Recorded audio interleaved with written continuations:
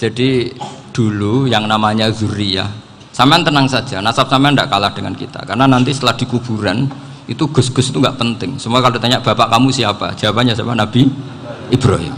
Sudah parmin parlan hilang semua, sudah aman pokoknya nanti. Karena kalau nanti ditanya malaikat bapak kamu siapa, jawabnya Nabi siapa?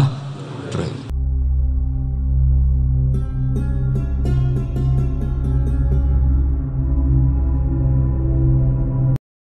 Tapi keinginan saya tentu bukan sekedar silaturahim gagah-gagahan diceluk Gus. Celuk Gus repot. Nak ora alim ra pantes. Nak beling ra pantes. Salam template 1.000 jaluk swarga. Kok mentalah yang 1.000 jaluk. Kamu nginep di hotel 100.000 itu tidak cukup, apalagi untuk bayar apa? Surga. Itu enggak sopan sekali. 1 juta ya nggak bisa itu, 100 juta juga nggak jelas juga. Terus sampai mendingan nggak usah salam template, malah nggak mungkin masuk surga kalau. Jadi dulu yang namanya zuriyah, sampean tenang saja, nasab sampean tidak kalah dengan kita, karena nanti setelah di kuburan itu gus-gus itu nggak penting. Semua kalau ditanya bapak kamu siapa, jawabannya siapa? Nabi Ibrahim. Sudah parmin parlan hilang semua, sudah aman pokoknya nanti. Karena kalau nanti ditanya malaikat bapak kamu siapa, jawabnya Nabi siapa?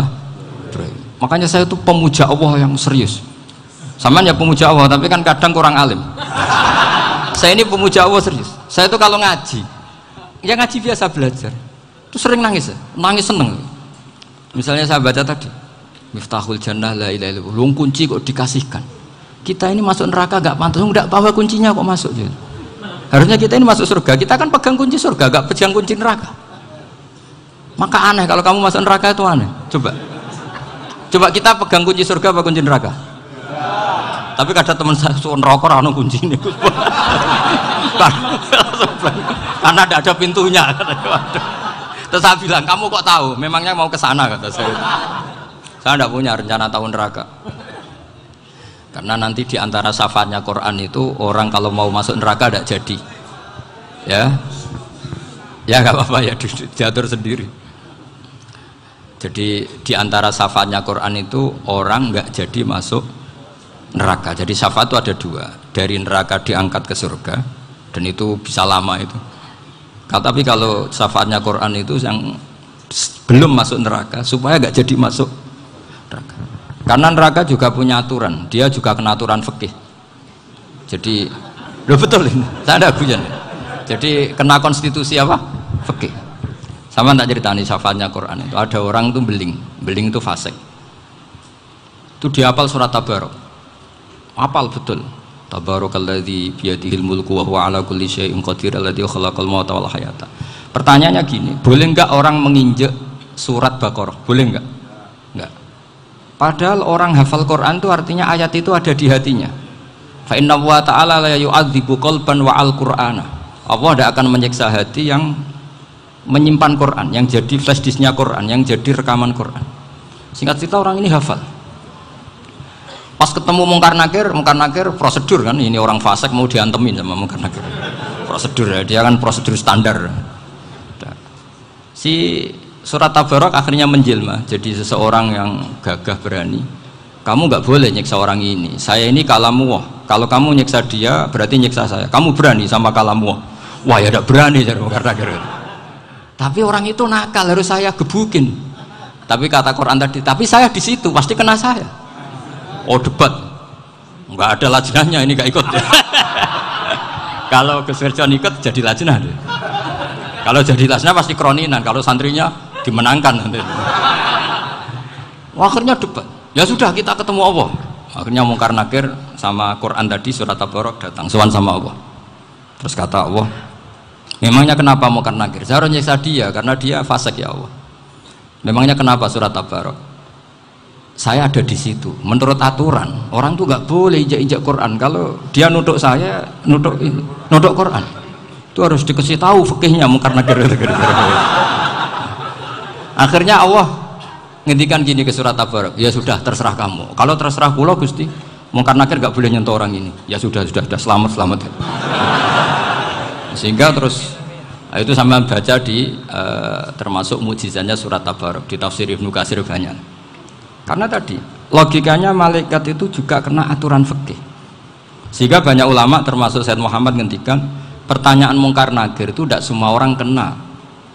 Kalau semua orang kena nanti kalau tanya Nabi Muhammad, waman Nabi Yuga, kacau kan jamnya. Nabi kamu siapa? Lu saya ini Nabi. Ya kan? Lah nanti kalau pas ketemu Nabi Ibrahim, waman Abuka, jadi repot kan? Makanya ada kiai yang guyon kalau ditanya merebuka, saya ini guru tauhid sembrono. Saya ini ngajar Ummul Barohin, kamu tanya merebuka. Masyhur itu keramatnya Imam Malik itu. Ada Ashabu Malik, rajulun min ashabi Malik. Beliau ditanya mungkar nakir merebuka menabiuka. Imam Malik datang, ini seumur-umurnya itu ngajar tauhid. Kok kamu bedai enggak sopan kamu. Dan kita berharap barokah sampean ngaji nanti itu. Yes. Malaikat itu anak sungkane gitu. Jadi dan saya meskipun guyon itu serius. Bedanya orang alim sama ndak itu di situ. Kalau orang alim itu guyon itu masih bener, masih serius. Coba saya bacakan ayatnya. Ala inna auliya Allahi la khaufun alaihim wa lahum yahzanun. Terus lahumul busyra fil hayatid dunya fil akhirah. Artinya kalau mungkar nangkir dengan penampilan garang gitu, berarti ada ketakutan apa enggak? Ada. Padahal ciri utama walinya Allah tidak ada ketakutan. Makanya itu termasuk dalilnya Sayyid Muhammad, tidak semua orang alami seperti itu karena wali-wali itu la khaufun alaihim wa lahum yahzanun. Wah anak kiai ketemu karena kerja buat tidur wedek. Iku dreseke ora kok pertanyaan tok nek konan santri piye. Lho isen wis kiai dihanjuti mau karena nakir. Malu gak kira-kira? Mesti plengane konan santri piye. Nak jawabannya gampang karena pernah ngajar tauhid. Makanya Sayyidina Ali ini cerita ini ada di kitab Nurul Dholam, sama lihat di kitab Nurul Dholam karangannya Syekh Nawawi Banten. Itu Sayyidina Ali itu ya, andekan orang biasa mungkin ya agak-agak hasut, tapi ini wali gak boleh kamu katakan hasut. Dia itu mangkal sama Umar. Orang kok setiap orang pernah dibentak, apa dia berani bentak mungkar nakir? Penasaran dia. Bagaimana perangnya Umar itu berlanjut enggak gitu kira-kira. Akhirnya minta, ya Allah saya minta kasyaf. Ya karena yang minta Sayyidina Ali karena mau wajah dituruti sama kasyaf. Dilihat Sayyidina Umar pas meninggal itu. Jadi hasud itu ya kadang penting asal baik. Loh betul bahasa Kanjeng Nabi kadang la hasada illa fisnaten. Itu Nabi bahasakan ya hasad. Gus Firson saja yang nafsirkan ghobtoh itu kan gaya-gayanan sebagai ulama. Aslinya Nabi ngendikannya itu la hasada illa fisnaten. Ulama yang ganti itu namanya ghobtoh. Wong Nabi sendiri nyebut hasad kok kamu tafsiri ghobtoh. Ya hasad ya hasad. Udah ada usah ditawil-tawil pokoknya gitu. Kalau sama nggak percaya nggak apa-apa. Kok gitu aja kok repot. Karena sama nggak percaya kemungkinannya dua. Satu nggak ngerti. Dua sama-sama alim kan dari awal kalau sama-sama alim kan laisa li alimin ayuqallida aliman akhir. Kita nggak perlu saling mengikuti. Ngapain hasud? Biasa aja. Akhirnya Sayyidina Ali kasut. Pas Umar bangun. Setelah mati kan bangun, setelah meninggal bangun. Mungkar nakir datang dengan perangai yang sangat garang. Itu digambarkan Sayyidina Ali matanya itu kalkidril ghali. Kayak apa? Kendil yang apa? Menganga. Wah seru. Sayyidina Ali senang, paling takut ini Umar. Senangnya bukan main. Wah ini mesti takut Umar. Biasa. Ternyata enggak, Umar malah bangkit. Woi mungkar nakir ya. Kamu tahu menghadapi siapa? Itu betul ya?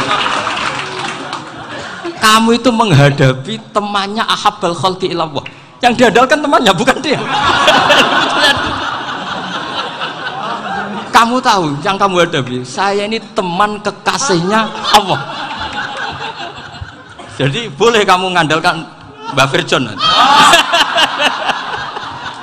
Tapi nanti resikonya mungkar nakir tanya, itu Virjon siapa? Wah itu masalah kan. Makanya syaratnya wali itu harus ma'rufun fis sama. Di langit sudah populer. Makanya dulu ada orang yang saking seninya Abdul Qadir ditanya apa saja jamnya Abdul Qadir Al-Jilani itu aman karena beliau populer. Makanya program kita harus populer dulu di langit. Nah, itu nanti kalau dicatut oleh santri-santri nggak apa-apa. Kalau nggak populer nanti dicatat, itu siapa? masalah. Umar itu yang dibanggakan itu, kamu tahu saya siapa? Ya enggak tahu, saya ini temannya kekasihnya Allah. Temannya Muhammad, iya Muhammad Rasul. Wah mikir, waduh, repot. Loh, di dunia aja gitu kan, temannya presiden, temannya panglima, apalagi ini temannya Sayyidul Awalin wal Akhirin. Di dunia aja bilang temannya presiden, menteri, orang sudah takut, apalagi ini temannya Sayyidul Awalin. Hanya karena terus konfirmasi sama Allah, gimana ya Allah ini ngadepi. Sebetulnya yang diadalkan itu temannya, bukan dia. Wah, akhirnya sama Allah dibilang, ya bu, ya sama seorang seperti itu bu yang sopan. Terus semenjak itu Mungkar Nakir itu nggak selalu berpenampilan seperti itu, sangat. Jadi semoga itu konsisten sampai nanti. Jadi kamu kalau ingin nggak takut Mungkar Nakir, jadi wali dulu. Karena syaratnya tadi hanya wali sing la khaufun alaihim walahum yahzanun lahumul busyra fil hayatid dunya fil akhir. Jadi orang itu kalau ngaji itu harus khatam. Jangan semuanya kena pertanyaan. Dan kalau semuanya kena pertanyaan nanti repot. Kalau Nabi Muhammad ditanya waman Nabi juga. Nabimu siapa? Lu kan terus jadi aneh. Jadi makanya ngendikane Sayyid Muhammad semua ulama lah, nggak ada am kecuali ditaksis. Kecuali sifatnya Allah, misalnya bikulli syai'in alim, ya benar-benar bikulli syai'in alim. Tapi kalau am semuanya pasti ada taksis, meskipun dalam muhawarah muhadasah biasa. Misalnya contoh gampang, istri kamu baru seneng kamu, mas nak pengen apa-apa itu lapor aku, gak apa-apa mas, mesti aku seneng sama lapor. Iku dia aku pengen wayo, langsung jadi apa wae, mesti apa wae, maksudnya kecuali itu. Gitu. Padahal kalau ngomong, mas sampean ingin apa saja tak dukung, sampean bilang pengen gue iku wayo. Kira-kira disetujui apa enggak? Sama seperti kita kalau punya teman akrab, wes nang omahku gak apa-apa, anggap ya omahmu dewe. Terus mlebu-mlebu kamar. Jadi tidak ada am kecuali ditaksis. Artinya kalau ada cerita bahwa orang mati pasti ngalami ditanya Mungkar Nakir, itu pasti ada am yang ditaksis. Itu pasti tidak dialami para anbiya, para ya, karena ciri utama wali itu la khaufun alaihim walahum yahzanun. Kemudian saya yang mau cerita ya, supaya sampean bisa menghadapi dunia global ini, tak bawa tafsir Munir termasuk tadi. Kenapa orang Islam, Rasulullah SAW itu lebih senang kalau yang menang itu orang Nasrani Romawi, ketimbang yang menang itu orang Faris, dalam hal ini ateis. Karena orang ateis itu lebih ngeri. Sebetulnya beberapa penemuan sains, terutama di ilmu medis, itu orang Amerika, kayak cloning. Tapi orang Amerika itu masih dilarang oleh gereja untuk mengaplikasi. Karena nanti bayi cloning itu dipakai suku cadang. Di Amerika masih ditentang oleh fatwa-fatwa agama, baik Islam maupun Kristen. Tapi di Cina itu dipraktekkan. Karena nggak ada halangan agama. Di Cina itu biasa ada kondom diolah lagi jadi alat-alat aksesoris. Di Amerika tidak ada karena masih ada agama, masih ada larangan. Sehingga orang Islam itu lebih takut kalau yang menang itu Persia, karena terus cara berpikir ternyata Tuhan itu tidak ada, langit nggak ada perannya. Jadi ketika yang menang Nasrani masih berpikir itu pertolongan Tuhan, meskipun mungkin cara mengatakan Tuhan beda dengan kita. Tapi ada satu kesamaan bahwa kekuatan samawi itu ada. Nah, itu disebut hulibatir rum fi adnal ardi wa hum min ba'di hulabihim sahlibun. Di sini diterangkan oleh Syekh Nawawi supaya kamu tidak salah paham. Sebetulnya kamu katakan misalnya wah itu paham liberal, sebenarnya saya tidak tersiksa. Cuma takut yang mengatakan seperti itu cek goblokir atau ngaji gitu. Itu aja masalah saya. Ini saya baca. Ya saya baca ini karangannya Syekh Nawawi karena tadi kata Mbah Firjon ngaji itu harus sama orang bersanad. Saya ini kalah sama beliau itu berkali-kali. Secara nasab saya harus manggil Mbah. Secara silsilah ilmu saya juga kalah lagi. Saya sering disewani sama cucu-cucu Syekhona Khalil. Kiai Siddiq itu termasuk murid dekat beliau Syekhona Khalil. Kalau itu berarti kan Gus Firjon, Ahmad, terus Mbah Siddiq. Mbah Siddiq ngaji Syekhona Khalil. Syekhona Khalil itu pernah ngaji langsung sama Sayyid Zaini Tahlan. Berarti beliau dari Sayyid Zaini Tahlan itu baru generasi kelima. Sementara saya itu sudah ke-7 atau ke-6. Saya, Mbah Mun, Mbah Karim misalnya, Mbah Hashim, Mbah Mahfud Termas, Sayyid Abi Bakar Sato yang ngarangnya Anatut Thalibin, baru Sayyid Zaini Dahlan. Berarti saya ketujuh, kalah lagi. Tapi untuk jadi wali biasanya cepat saya. Karena syaratnya jadi mbah itu ngalah demi putu. Jadi kalau beliau ngotot, saya dulu Gusti, saya mbahnya. Wah itu mbah yang nggak baik. Pasti jatahnya dikasihkan apa? Cucunya dulu. Makanya Abdul Muthalib itu orang yang dapat wangsit, tapi yang jadi nabi itu cucunya. Jadi dalil saya banyak. Sebenarnya Abdul Muthalib itu sudah sering dapat wangsit. Karena saya bahasakan wahyu, Nabi yang protes, enggak nabi kok dapat wahyu. Tapi sebetulnya Abdul Muthalib itu masyhur. Kalimat-kalimatnya menunjukkan bahwa beliau itu sudah dapat wahyu kalau nanti cucunya itu jadi apa? Nabi. Makanya senangnya bukan main Abdul Muthalib sama Rasulullah. Putu seneng, mbah seneng putu. Jadi mungkin, jadi sampean enggak usah protes loh. Yang jadi wali kok cucunya. Dulu betul. Dulu Mbah Hamid Pasuruan itu kalau Mbah Ahmad Siddiq ke sana, Mbah Hamid Pasuruan kalau manggil Mbah Ahmad Siddiq itu paman. Tapi pamannya minta ijazah ke ponaan. Apa ya gara-gara itu memang. Kalau itu masih berlaku, apa? Ngalah tadi. Kayaknya masih, apa? Hawane masih. Hawane masih. Karena melihat tren-tren langit masih gitu kayaknya masih. Masih itu. Ya. Tapi mbahnya tetap dapat jatah, tenang saja nanti. Tapi memang sebaiknya mbah itu legowo. Rasulullah Muhammad SAW itu terkenal min dzurriyyati Ibrahim. Tapi kata Rasulullah, ana dakwatu Ibrahim wa bisyaratu Isa. Aku nganti ngene iki barokah dongane Nabi siapa? Ibrahim. Jadi dongane Nabi Ibrahim ya tiba teng putu. Jadi banyak bukti bahwa jatuhnya ke putu gitu. Tadi saya di kamar sama beliau berduaan. Nih Mbah sing dadi wali di sini, aku webang. Cocokan tadi. Nah kenapa saya akhir-akhir ini gulirkan daftar wali? Kenapa? Saya ini resah ya, orang sudah ingin dicintai pejabat, dicintai tetangga, dicintai teman.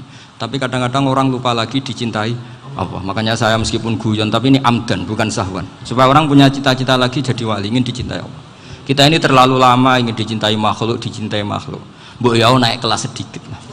Ingin dicintai Allah Subhanahu wa Ta'ala. Meskipun saya guyon, tapi tadi guyon saya tuh lebih serius ketimbang serius Anda. Karena tak pikir. Saya tuh kalau pergi itu seneng ngebis, bukan karena saya tidak punya mobil, tapi saya sering mau butuh itu supaya nggak diganggu. Karena saya tuh harus punya waktu sendiri. Kalau bis kan ketemu orang nggak kenal, tapi sekarang ya agak susah, banyak yang kenal. Dan susahnya lagi nggak minta ijazah, minta foto. Aduh. Repot tuh. Mau dibenci itu umatnya Rasulullah Shallallahu Alaihi Wasallam. Mau disetujui itu sanatnya mana? Kalau ketemu orang alim minta apa? Foto. Itu nggak ada sanatnya. Nggak tahu saya itu mazhab dari mana itu. Ya mazhab milenial yang jelas itu kan. Ini tak baca ya biar dapat. Karena ini kenangan saya sama Mbak Ahmad Siddiq. Saya masih ingat betul beliau ngisi hallnya Mbak Abdullah bin Umar, berarti abahnya Mbak Hamid. Karena mbah saya itu Fatimah binti Khalid bin Umar, kalau Mbah Hamid itu Hamid bin Abdullah bin Umar. Itu saya masih ingat betul zaman itu Mbah Hamid setiap hall di Lasem itu rawuh dan saya derek mbah saya karena masih misanan datang ke Lasem. Itu beliau pas itu ngisi sama Mbah Mun. Mbah Mun masih muda, Ki Ahmad Siddiq sepuh senior. Itu beliau cerita bahwa dulu ketika Indonesia dijajah Jepang itu para kiai mimpi dibacakan ayat Ghulibatir Rum fi adnal ardi wa hum mim ba'di ghalabihim salim. Terus ada kiai yang tanya, takwilannya gimana? Ya nanti Jepang pulang bukan karena kita yang mengalahkan, tapi Jepang ada yang mengalahkan sendiri meskipun tidak kita. Kayak dulu Faris tidak dikalahkan Islam tapi dikalahkan Romawi, tapi yang senang umat Islam. Wa yauma idzi yafrahul mu'min. Itu luar biasa ulama-ulama kita. Delalah kejadiannya Indonesia seperti itu. Yaitu kita tidak mengalahkan Jepang, tapi Jepang pulang sendiri karena dikalahkan apa? Sekutu. Ya ini saya baca. Ini tidak usah dicek bacanya benar apa enggak, sudah aman, apa? Aman. Karena kalau saya salah itu ya sengaja. Artinya ya sengaja saja. Ya biasa maksudnya. Saya kemarin ngisi di Pondok Peloso, di Pondok Al Munawir Jogja.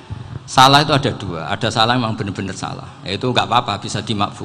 Karena mesti sangke wong goblok salah yang terus itu. Ada salah bawaan ilmu itu repot tuh dadan ini. Karena misalnya kita yang biasa belajar qiraah sab'ah wayah sibuhu, mesti diulang lagi wayah sabuhu. Karena qiraahnya Imam Asim itu hasibah yah sabu bi fathis sin. Sementara kita kalau ngaji kitab kulino yahsib. Sehingga kita yang biasa belajar sab'ah itu kalau baca kitab itu kayak orang bingung. Kadang-kadang yang ngaji juga bingung. Gus Pak mocok di bulan pilih. Ya tepat-tepatan. Ada yang mengatakan Gus Pak bingung, ada yang mengatakan Gus Pak alim alama. Ya tepat-tepatan nasib tadi. Karena memang ya sab'ah memang seperti itu. Misalnya kufuan itu Imam Asim baca kufuan. Tapi beliau punya murid namanya Syu'bah. Itu kalau baca kuf'an. Makanya kita itu, ini kan khataman Quran ya. Jadi saya menyinggung sedikit tentang qiraah sab'ah. Tadi beliau juga sudah tak kasih kitab saya Hifdzuna Liyadal Mushaf. Sama tak ajari latihan sab'ah. Memang angel ya. Makanya yang nggak bisa itu wong pinter. Sudah tahu angel ya nggak usah diteruskan kan. Orang menghindari barang angel itu pinter apa goblok? Pinter. Berarti wong goblok pinter. Saya tuh makanya sama orang goblok tuh respect. Jadi orang alim tuh angel apa gampang? Angel. Menghindari barang angel pinter apa goblok? Loh, orang menghindari barang angel pinter apa goblok? Pinter. Berarti wong goblok pinter. Jadi saya sama orang-orang goblok itu respect. Sudah tahu jadi orang alim angel ya barang angel ya harus dihindari. Makanya saya ini insya Allah umatnya Nabi yang termasuk yang terbaik. Amin. Karena mencintai umatnya Nabi termasuk yang goblok. Waduh. Itu tidak gampang itu. Karena tadi sudah tahu ya. Seperti itu loh orang naik panjat pinang itu. Itu yang naik karena ingin hadiah. Yang nonton sudah tahu wah licin kok dinaikin mau keplodok ya. Tapi orang sepakat yang nonton juga pinter karena sudah tahu ribet kok. Tukun yang pasar kena lah apa mana. Sama juga gitu. Ngalim tafsir angel, ngalim fikih angel. Tapi karek ngaji ngerekam kan gampang. Itu pinter apa goblok? Pinter. Iya. Makanya kula niku mbok burohno ngono tok. Saya tadi dinasihati Mbak Firjon muga-muga hati saya selamat. Saya itu meskipun kata orang banyak, muhibbin saya banyak, tapi saya insya Allah tidak riya. Saya itu pakai kitab namanya Tasbitul Fuad, itu karangannya Said Abdul Al-Haddad. Ketika beliau punya muhibbin banyak ditanya, bagaimana ya Habib Anda menjaga hati Anda? Jamnya Said Abdul Al-Haddad itu unik. Innama azzamu Allah. Mereka itu sebenarnya menghormati Allah. Cuma butuh sarana, dan itu saya.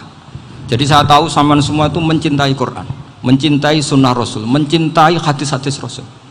Cuma sampean kan karena nggak paham, terus manfaatkan saya. Jadi sebenarnya saya ini korban. Korban. Jadi saya mau riak gimana? Korban kok mau. Bangganya di mana tuh? Coba sampean misalnya ngaji tafsir, belajar sendiri kan susah. Terkibnya susah, maknanya susah. Bahkan beli kitabnya kadang nggak kuat. Loh, untuk jadi alim tafsir itu kan harus beli kitab. Loh, saya sering belajar kitab itu jutaan. Tafsir Tobari, saya pernah beli kitab Fakhrur Razi itu berapa coba? 27 jilid karangannya Fakhrur, belum karangannya ulama modern Imam Sya'rawi. Itu berapa jilid? Itu jutaan. Saya kemarin juga dihadiahi kitab Pak Quraish Shihab namanya Faidul Bari fi Syarhil Bukhari. Pak Quraish Shihab yang terkenal. Dia sering diskusi sama saya. Saya ngasih hadiah beliau ngasih hadiah saya. Oh itu harganya nggak kuat. Tidak kuat kadang di Indonesia nggak ada coba. Dan sama orang hebat menghindari kesulitan itu. Nah, kesulitan itu sebab ngaji ikut, kalau nggak paham dirukok rekamannya sudah gitu. Pinter mana sampean sama saya? Pinter sampean kan? Bikin sosis susah beli aja kok repot kan. Nah, makanya nggak boleh orang bilang, wah aku goblok reso tafsir aku wong pinter. Makanya nanti kalau saya ketemu Nabi tidak termasuk orang yang mentahkir orang Islam. Kafabil mari isman ayah kira akhahul muslim. Jadi cukup orang itu dosa kalau menyepelekan orang Islam, termasuk darani sampean goblok itu dosa. Caranya nggak darani goblok ya tadi di logika tadi. Alim itu angel, dari angel itu pintar, berarti wong bodoh pintar ya sudah gitu. Tapi tetap bodoh. Tapi ini satu cara untuk saya respect gitu. Coba orang yang ngaji tafsir saya banyak, mungkin ribuan. Itu sebetulnya mencintai Quran. Karena Quran adalah kitab suci yang panduannya umat Islam. Sangat mencintai Quran. Terus kemudian mereka nggak paham. Terus mencari orang yang memahamkan. Burono lah cara Jawane. Terus keren saya itu di mana coba? Lah terus mereka kurang ajarnya gini, kalau paham itu ya alhamdulillah paham. Kowe nak ngajine Gus Bae ngono tok. Tapi nek ora paham, ora nyalano akal ya. Mari Gus Bae nerangno cepet, mulane gak paham. Ora kok nyalano teke sing lelet. Itu kan Masya Allah, naudzubillah. Sebetulnya tingkat kurang ajarnya tinggi Gus sebenarnya. Jadi kalau nggak paham itu kadang nggak nyalahno uteke. Kayak mau misalnya, mau mari mikir aja jelas. Padahal misalnya jelas orang mesti paham, bodoh. Paham ya? Jadi kata Sayyid Abdul Haddad, innama azzamu Allah. Sebenarnya mereka itu sangat menghormati Allah. Makanya kita nggak perlu mengatakan wasilah itu kafir, nggak akan. Karena orang tawasul sama Rasulullah itu ingin dapat ridhonya Allah lewat orang yang dicintai Allah. Kita mencintai wali sebenarnya, wah itu kekasih Allah. Kita mencintai itu karena mencintai Allah. Sama seperti gini, kamu mencintai kangkung apa enggak? Sebenarnya sama sekali enggak. Tapi kamu ingin sehat, ada asupan gizi. Kamu ingin tubuh kamu sehat, butuh asupan gizi. Kemudian kamu makan kangkung. Apa terus kamu cinta kangkung? Kan enggak. Cinta kesehatan kamu sama. Orang yang mencintai saya sebenarnya ingin kepuasan rohani. Saya kan termasuk kiai yang torekonya gampang. Ini swarga, kan akhirnya penggemarnya banyak. Coba kalau kamu ini neraka. Jadi sebetulnya Anda mencintai kepuasan Anda sendiri. Nah, saya ini korban. Makanya untuk masuk surga cepat saya, korban itu cepat. Da'watul mazlum la turaddu kan gitu.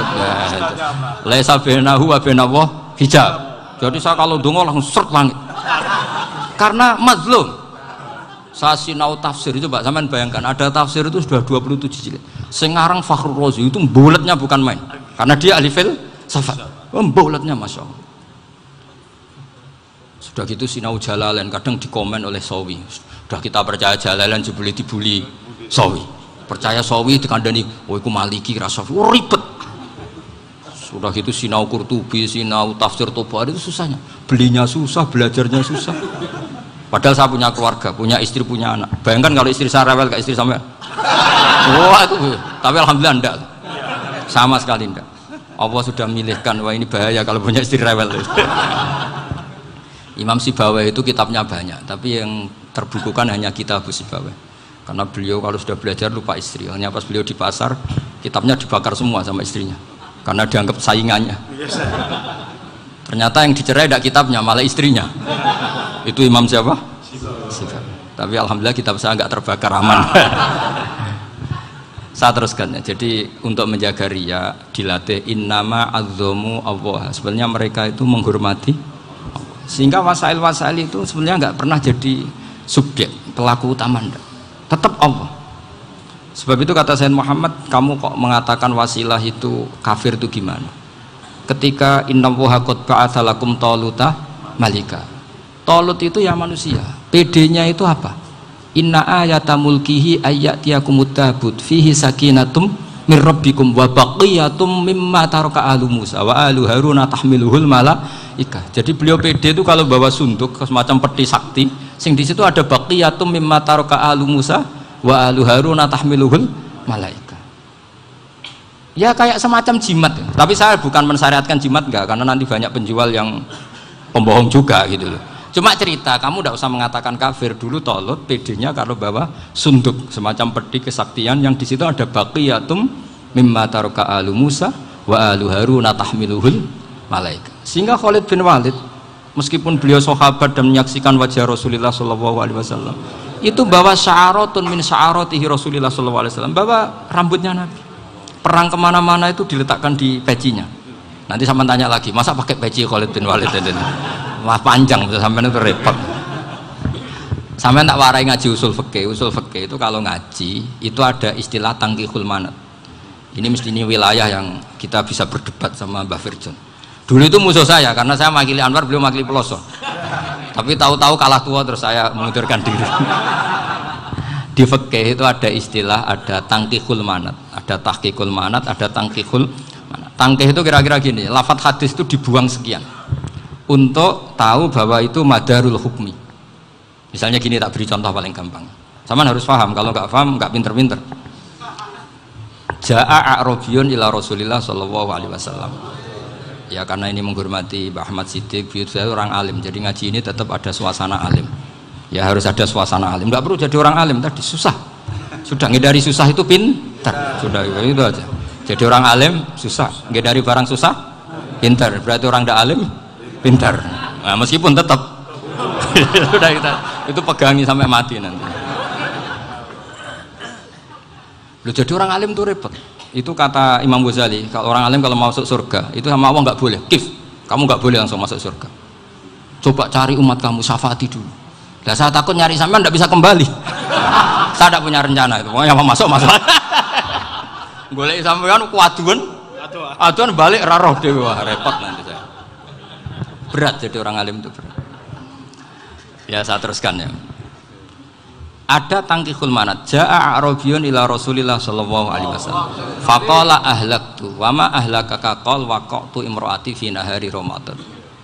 Ya sidang kita, saya ini rusak ya Rasulullah. Kenapa? Karena saya menjima istri saya fi nahari Ramadan. Terus kata Nabi, kamu harus bayar kafarah. Napa Nabi kafarah? Puasa 2 bulan. Wong baru 1 hari aja terjadi gitu kok disuruh puasa 2 bulan. Ya tidak kuat ya Rasulullah. Baru berapa hari saya puasa aja kecelakaan seperti itu. Apalagi kalau sampai 2 bulan. Tidak ya Rasulullah. Ya sudah kalau gitu kamu pertama ngasih makan apa? Itku rokobah kan pertama merdekakan budak. Tapi kan sekarang nggak ada budak makanya. Terus sekarang langsung puasa. Wah ini nggak bisa semua. Ya sudah ngasih makan orang 60. Kasihkan siapa ya Rasulullah? Ya orang fakir. Saya ini paling fakir. Di kampung saya ini orang paling fakir. Jadi mulai dulu orang fakir itu hubungan suami istri itu paling lancar. Mulai dulu. Makanya orang fakir itu anaknya banyak. Karena hiburannya hanya itu. Wong Ramadan aja. Coba mau ke ATM nggak punya uang, mau antri di bank nggak punya, mau apa coba? Itu mulai dulu. Ini sanatnya mutasil. Wah, akhirnya sudah sanksinya kan tadi ya itqu raqabah atau puasa 2 bulan berturut-turut atau ngasih makan 60 orang miskin. Lalu kata ahli usul fikih, kata a'rabi dibuang, nggak menjadi catatan hukum. Orang kota pun kalau melakukan itu juga kena sanksi yang sama. Imro'atau juga dibuang. Andai kan itu dilakukan untuk amatnya juga ketentuannya sama. Nah sekarang perdebatan antara Imam Syafi'i dan Imam Malik begini. Sekarang pertanyaan gini, jima istri itu hukumnya boleh apa haram? Boleh kan? Lalu kalau ada orang tanpa udzur kemudian makan siang-siang, cara Imam Malik hukumnya sama, harus kena sanksi yang sama. Karena sama-sama hadku hurmati Ramadan bi ghairi udzrin syar'iyyin. Sama-sama merusak hukum Ramadan tanpa udzur syar'i. Lo jima itu tidak zina. Kan hukumnya jaiz. Nah, sekarang makan hukumnya jaiz, harusnya juga kena ketentuan yang sama. Cara pikirannya Imam Malik.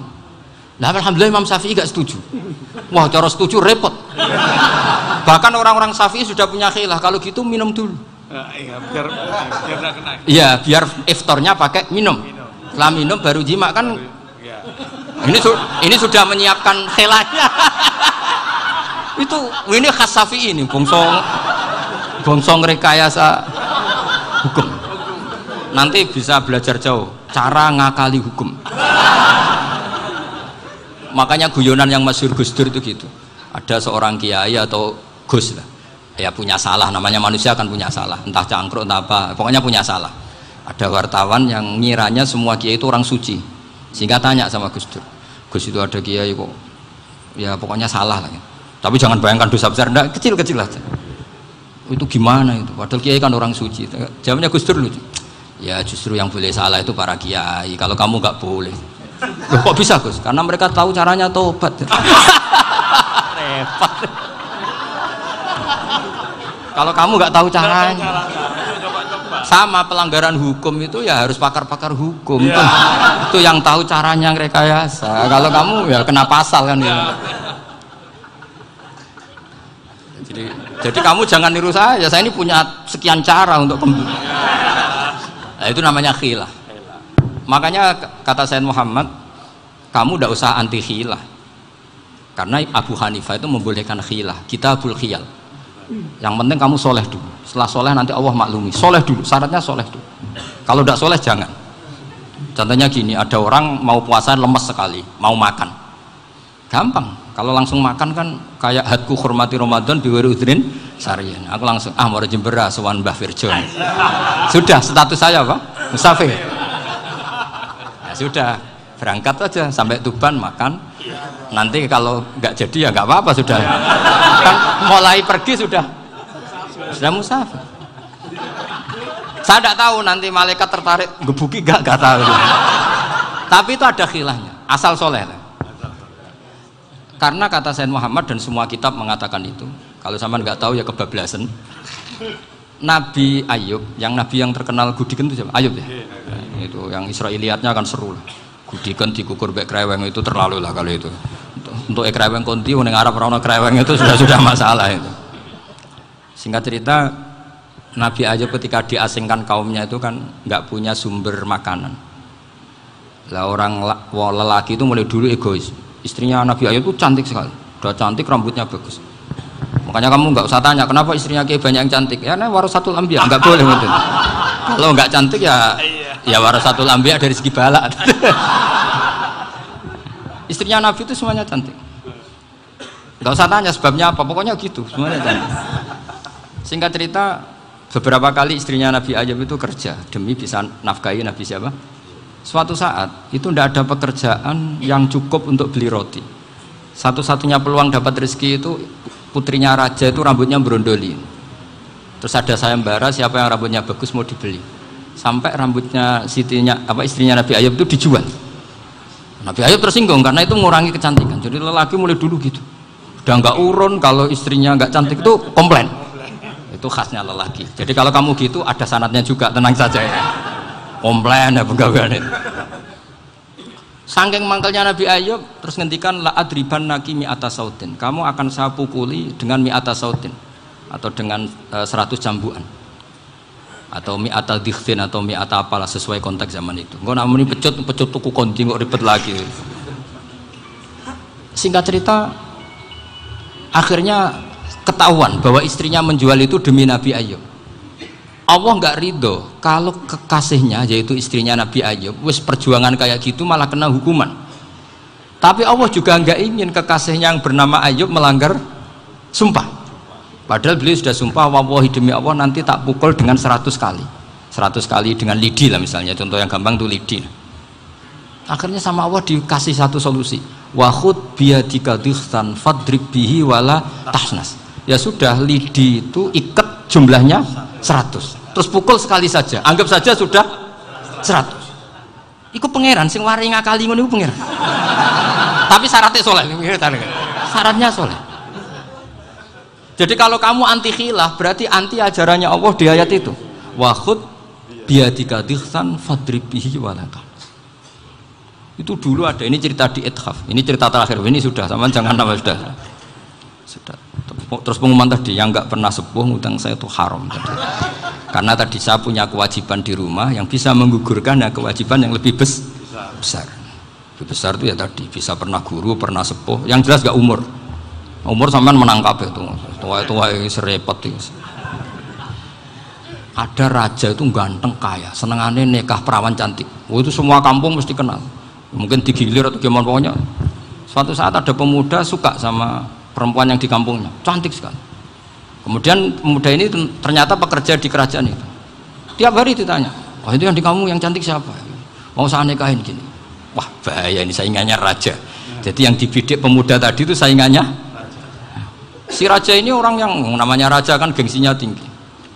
Kaifatang kihuha wa qad ra'aitu qad qabbalaha rajulun. Kok mbok nikah piye? Saya itu pernah melihat dicium lelaki. Wah gak mau.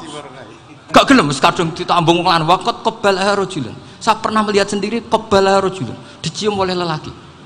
Wah sudah gak minat raja langsung gak keren. Suatu saat pemuda tadi nikahi perempuan itu. Rajanya marah-marah, kamu lelaki gak punya harga diri gini. Gak punya selera, gak punya harga diri, sudah pernah dicium orang kok tetap dinikah. Terus bilang ke raja, ta'rif manir rajul, lelaki itu siapa? Abuha. Kamu tahu lelaki itu siapa? Sopo? Abuha, bapaknya. Saya kan hanya bilang rojulun pernah dicium lelaki. Lah pikirannya raja itu lelaki kue-kue ngene iki. Tapi butuhe canom mau raja ben gak sida itu aja tuh. Baru kayak digulirkan gitu wakot kebalah rajulun. Wah enggak mau. Setelah itu satu saat pegawainya tadi nikahi perempuan. Kamu nggak punya harga diri gini. Kamu tahu mandir rojul apa abu? Wah nak ngono aku gak apa-apa. Lah monggo sakniki wis bojo kula. Ora trimo wis diambung wis macam-macam. Lah itu namanya khilah. Apa? Khilah. Kalau di Balawa disebut tauriyah atau apalah. Tapi saya tidak ngajari sampean seperti itu. Sudah pinter sebelum saya ajarin. Bangsa ngakali kan sudah pinter. Ya ini terakhir tak baca Arabnya saja nanti. Bismillahirrahmanirrahim. Biar dapat barokahnya Syekh Nawawi juga barokahnya guru-guru. Bismillahirrahmanirrahim. Wasababu nuzuli hadil ayati annahu kana baina farisa war rumi qitalun wa kanal musyrikuna yawadduna antaghliba farisu ar-ruma li anna farisa kanu majusiyan ummiyin wal muslimuna yawadduna ghalabatar rum ala faris liqaunihim ahla kitabin. Jadi zaman dulu orang Islam lebih senang kalau yang menang itu orang Nasrani. Kalau bandingannya ateis. Karena bagaimanapun percaya kekuatan langit. Sementara orang ateis sama sekali tidak percaya kekuatan. Apapun bedanya kita dengan Nasrani itu ada kesamaan, yaitu percaya adanya kekuatan langit. Sehingga ketika orang Romawi kalah itu orang Islam ikut susah. Paham ya? Makanya ini tak baca biar sampean nggak macam-macam pikirannya. Fab'atha Kisra saat terusnya, ya pokoknya seperti itu. Akhirnya Rasulullah SAW berdoa lebih seneng yang menang itu Rom karena ahli kitab. Artinya apa? Kemenangan ahli kitab adalah kemenangan makhluk atau hamba Allah yang mentautkan kekuatan kita di bumi dengan kekuatan langit. Makanya saya berharap selain kita ikhtiar medis, kita harus memperbanyak istighfar. Bagaimanapun semua itu dari Allah Subhanahu wa Ta'ala. Kita menghormati negara dengan ikhtiarnya, tapi saya mohon sekali kita juga istighfar, karena semua itu juga ditentukan oleh Allah, oleh langit. Ya, saya kira demikian. Assalamualaikum warahmatullahi wabarakatuh. Subhanallah, alhamdulillah. Kita panjatkan puja dan puji syukur kehadirat Allah Subhanahu wa Ta'ala. Kita masih dipertemukan kembali dalam keadaan sehat walafiat, bisa mendengarkan atau menyimak videonya kita ngaji bareng Golek Ilmu. Gus Baha adalah seorang ulama dan pemikir muslim kontemporer. Seringkali membahas pentingnya nasab dalam konteks keagamaan dan sosial. Nasab yang berarti garis keturunan memiliki peran signifikan dalam budaya Islam dan masyarakat Indonesia. Dalam pandangan Gus Baha, nasab bukan hanya sekedar tentang silsilah keluarga, tetapi juga mencerminkan identitas dan tanggung jawab moral seseorang. Dalam banyak kajian, Gus Baha menekankan bahwa nasab memiliki nilai yang tinggi, terutama dalam menjaga hubungan sosial dan keharmonisan antar individu. Menjelaskan bahwa mengetahui asal-usul dan latar belakang keluarga membantu seseorang memahami konteks sosial dan budaya yang melingkupinya. Hal ini penting untuk membangun sikap saling menghargai dan menghormati antar sesama. Namun Gus Baha juga memperingatkan bahwa terlalu menekankan pada nasab bisa menjadi bumerang. Jika seseorang merasa superior hanya karena garis keturunan, hal ini dapat menimbulkan sikap sombong dan merusak hubungan sosial. Ia juga mendorong umat Islam untuk lebih mengutamakan akhlak dan perilaku baik ketimbang membanggakan nasab semata. Dalam Islam, kualitas pribadi dan perbuatan baik jauh lebih berharga dibandingkan status keluarga. Lebih lanjutnya, Gus Baha menyatakan bahwa nasab juga berfungsi sebagai pengingat akan tanggung jawab. Sebagai individu yang memiliki nasab tertentu, seseorang dituntut untuk menjaga nama baik keluarga dan kontribusi positif kepada masyarakat. Dalam hal ini, nasab tidak hanya berkaitan dengan asal-usul, tetapi juga dengan legasi atau warisan yang akan ditinggalkan kepada generasi mendatang. Dalam konteks pendidikan dan pembentukan karakter, Gus Baha berpendapat bahwa pengajaran tentang nasab harus dilakukan dengan bijak. Anak-anak perlu diajarkan untuk mencintai dan menghormati keluarga, tetapi juga diajarkan nilai-nilai universal seperti kejujuran, keadilan, dan kasih sayang. Dengan cara ini, nasab dapat berfungsi sebagai landasan untuk menciptakan individu yang berkualitas. Kesimpulannya, pandangan Gus Baha tentang nasab mencerminkan keseimbangan antara menghargai asal-usul dan menekankan pentingnya akhlak. Nasab adalah aspek penting dalam identitas seseorang, namun harus diimbangi dengan perilaku yang baik, dengan pemahaman yang tepat. Nasab dapat menjadi pendorong untuk membangun masyarakat yang harmonis dan penuh kasih sayang. Demikianlah sedikit kesimpulan dari isi video. Semoga kita semuanya mendapatkan ilmu yang manfaat, ilmu yang berguna untuk kita, juga kita amalkan di setiap apa yang kita perlukan. Nah, mudah-mudahan kita semuanya menjadi umat yang baik, selalu ibadah dengan istiqomah agar kita semuanya bisa menjadi umat yang baik. Terima kasih saudaraku semuanya. Bila mana ada salah kata, kami yang fakir ilmu mohon maaf yang tak terhingga. Terima kasih semuanya. Sampai bertemu di video berikutnya. Bila berkenan bisa like, subscribe, dan komen, dan nyalakan lonceng notifikasinya. Semoga kita semuanya dilimpahkan rezekinya, dijauhkan dari segala cobaan, dimudahkan segala urusannya. Amin amin ya robbal alamin. Sampai bertemu di video berikutnya. Assalamualaikum warahmatullahi wabarakatuh.